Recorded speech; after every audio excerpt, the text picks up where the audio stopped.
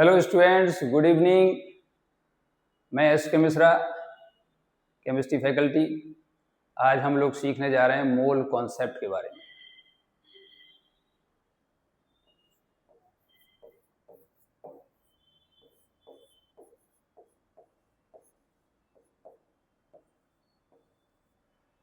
देखिए, mole concept chemistry का बहुत ही इंपॉर्टेंट टॉपिक है, one of the most important topic.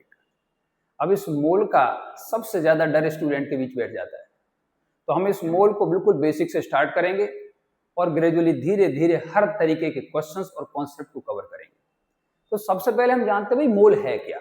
तो मोल एक यूनिट है काउंट करने की, काउंटिंग यूनिट है, और यूज कहाँ होती है? छोटे छोटे माइक्रोस्कोपिक पार्टिकल के लिए। तो सबसे पहले जानते हैं मोल कॉन्सेप्ट में, mole is counting unit, counting unit होती है and used for microscopic particles. Microscopic particle कौन कौन से होते हैं आपके, है ना? देखिए, इलेक्ट्रॉन होता है, प्रोटॉन है, न्यूट्रॉन है, एटम है, मॉलिक्यूल्स हैं, आयंस हैं, एटसेट्रा।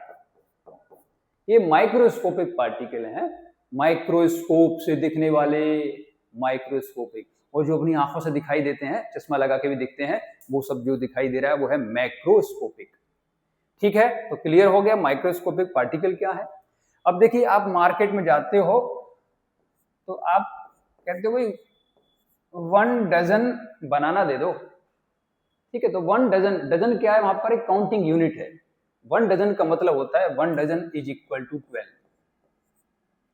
इसी तरीके से सिमिलरली जो 1 मोल है उसका वैल्यू होता है 6.022 into 10 raise to the power 23। अब ये 23 ये क्या है? एक नंबर को रिप्रेजेंट कर रहा है। 1 mole is equal to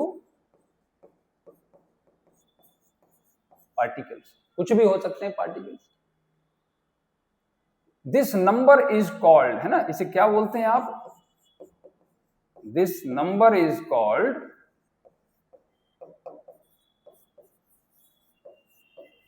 called Avogadro number. Avogadro number, और एवोगैड्रो नंबर को सिंबल दिखा देते हैं भाई एन, और छोटा सा, है ना, सबस्क्रिप्ट में नीचे लिखा कैपिटल ए, एन ए, ये हो जाता है एवोगैड्रो नंबर।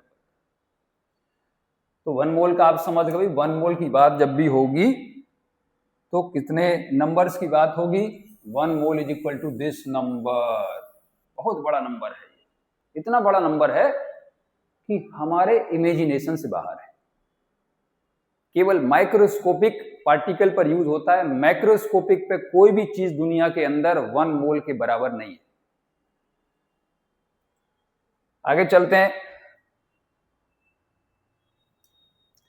तो आपसे कहा जाए कि भाई 1 मोल और इलेक्ट्रॉन, तो कितने इलेक्ट्रॉन की बात हो रही है? तो ये हो रही है भाई Na इलेक्ट्रॉन। ठीक है, Na इलेक्ट्रॉन, और Na का वैल्यू मैंने बताया अभी 6.022 10 raise to the power 23।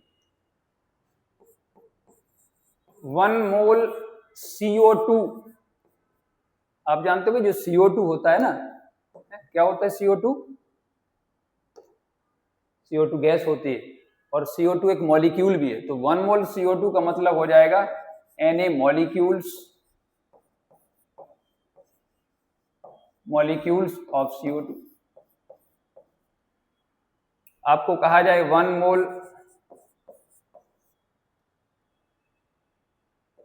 Mole helium, helium एक गैस होती है, इनर्ट गैस होती है ये।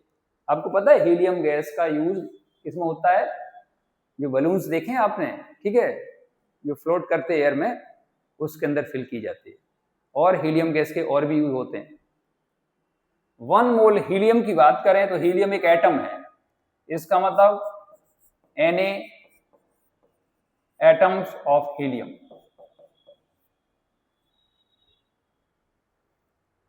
अगर आपसे कहा जाए, एक क्वेश्चन बना देता हूं, how many atoms of helium He are present in 5 mole of helium gas। तब आप इस क्वेश्चन को कैसे सॉल्व करोगे? तो सबसे पहले आप ये सोचो कि जब 1 मोल हीलियम की बात करते हैं तो Na एटम्स होते हैं, तो जब 5 मोल की बात करेंगे तो क्या होंगे? 5 टाइम्स होंगे। तो इसको सॉल्व करने के लिए एक सिंपल सा फॉर्मूला है, लॉजिक से आया कि total atoms is equal to क्या हो जाएगा? Mole into Na। क्योंकि हीलियम एटम है इसलिए मैंने यहां टोटल एटम्स लिखा। अगर CO2 होता तो क्या लिखते? मॉलिक्यूल। मोल इनटू Na, मोल का वैल्यू कितना दिया क्वेश्चन में? 5 मोल दिया है, तो ये आंसर हो गया 5 Na। क्लियर हो गया आपको? इस तरीके से हम क्या निकाल सकते हैं? Total number of atoms. अब अगर एटम का नंबर दिया और मोल में कन्वर्ट करना है तब क्या करेंगे? तब उसके लिए एक फॉर्मूला बन जाएगा। कैसे? कि भी अगर नंबर ऑफ मोल निकालने हैं तो जो हमारे पास नंबर दिया हुआ है उसे बोलेंगे given number upon Avogadro number Na।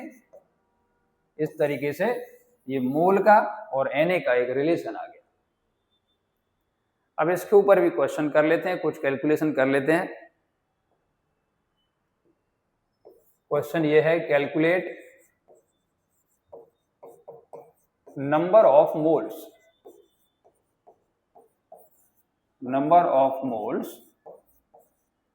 In the following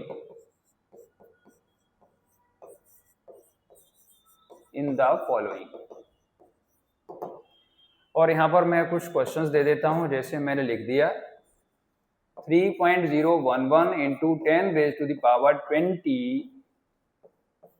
molecules of NH3 ammonia gas होती है। अमोनिया गैस की स्मेल अच्छी नहीं होती, बदबूदार गैस। ठीक है, तो अमोनिया के मॉलिक्यूल्स है ये। इस नंबर को मोल में चेंज करना है। एक क्वेश्चन ये दिया मैंने और दूसरा क्वेश्चन और दे देते हैं। 10 to the power 21 molecules of CO2।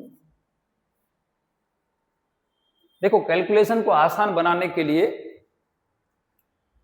हम कई बार जो 6.022 है ना, उसकी जगह 6 का भी यूज कर लेते हैं, तो हमारा आंसर थोड़ा सा जल्दी आ जाता है, अप्रोक्सीमेट आ जाता है।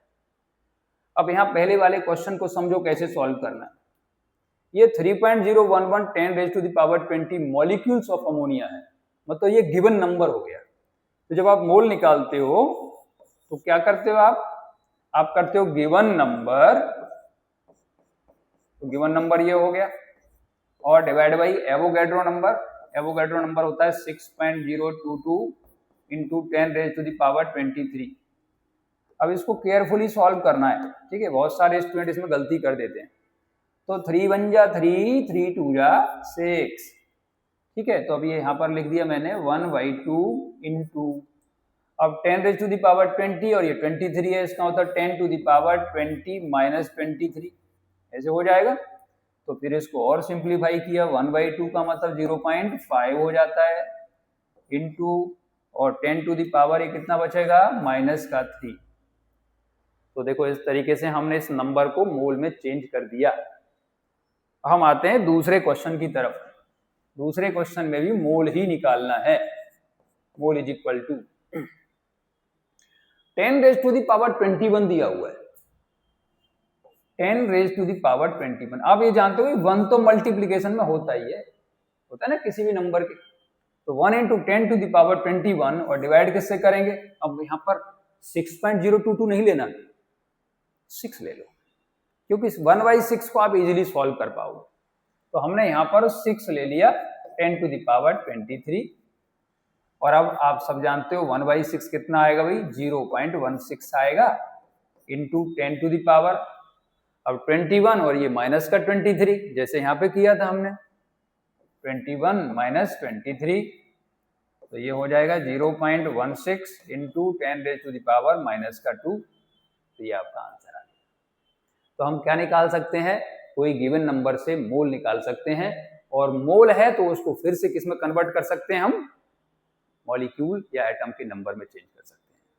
अब एक छोटा सा पार्ट में आपको और पढ़ाने जा रहा हूं, इसका नाम है एटॉमिसिटी। बहुत इंटरेस्टिंग है, बहुत अच्छा लगेगा, आनंद आएगा।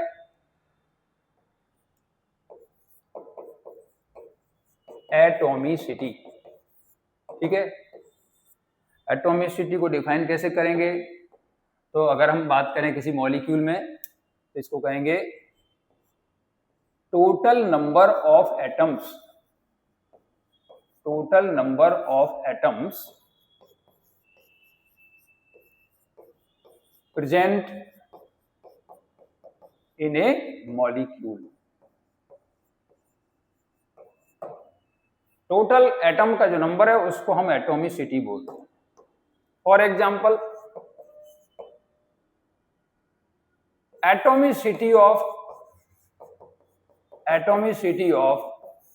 हीलियम, हीलियम एक गैस होती है, ठीक है, और हीलियम की एटॉमिसिटी क्या होगी भाई, 1 होगी, क्योंकि हीलियम के तो एटम है, इसका मॉलिक्यूल होता ही नहीं, इनर्ट गैस है ये, तो हीलियम 1 है तो एटॉमिसिटी 1 हो गई, और 1 वाले को एक नेम दिया जाता है क्या, मोनो एटॉमिक, इसे मोनो एटॉमिक बोलते हैं।